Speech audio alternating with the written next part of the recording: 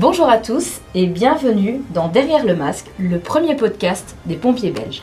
Le titre, on l'a trouvé accrocheur, on a trouvé que c'était assez parlant et ça nous a semblé être assez aussi un peu mystérieux pour pouvoir un peu créer la curiosité auprès de nos futurs auditeurs. L'idée, c'était de pouvoir aller gratter un petit peu derrière les personnes pour aller dans leur vécu, en fait. Réellement, le pompier est curieux et cherche à avoir tout un tas de ressources qui ne sont pas forcément toujours accessibles parce que pas forcément dans la bonne langue ou stockées sur des choses qui sont difficiles à trouver. Donc le fait que ça soit quelque chose d'animé sur lequel on retrouve un peu de fun, un peu de contenu intéressant, c'est quelque chose de bien.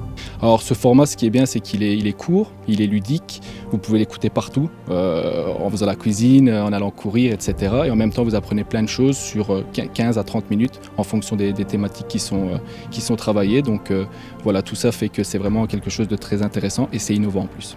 Alors le thème de ce deuxième podcast, c'est la sauvegarde opérationnelle. Donc c'est un peu le sauvetage du pompier quand il se trouve en détresse au moment d'une intervention. Pratiquement 10 mètres de la sortie, j'ai collé. Donc en gros, il n'y avait plus d'air, l'aérie était vide, donc le couvre-face s'est collé sur mon visage. J'ai couru jusque dehors, je l'ai arraché et j'ai respiré à l'air libre. C'est très enrichissant parce que moi je ne suis pas pompier et ça me permet d'étoffer mes connaissances au niveau de la vie des pompiers, de découvrir ça sous un autre angle. On a un petit peu envisagé les sujets qu'on pourrait aborder et effectivement on se rend compte qu'on peut parler de beaucoup de choses, qu'il y a beaucoup de sujets qui éveillent la curiosité et qu'en fait on était entouré de pas mal de personnes, d'experts de terrain et qu'on avait envie de leur donner la parole. Donc on a pas mal d'idées pour la suite de la création des épisodes. Oui.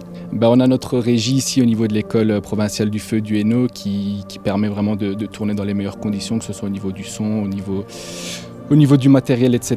Et donc du coup, on a notre équipe du bureau pédagogique qui a travaillé longuement sur ce projet. Ça s'est mis en place et voilà, on fait avec les moyens du bord pour le moment. On va s'améliorer d'épisode en épisode, mais on est déjà très content du résultat final.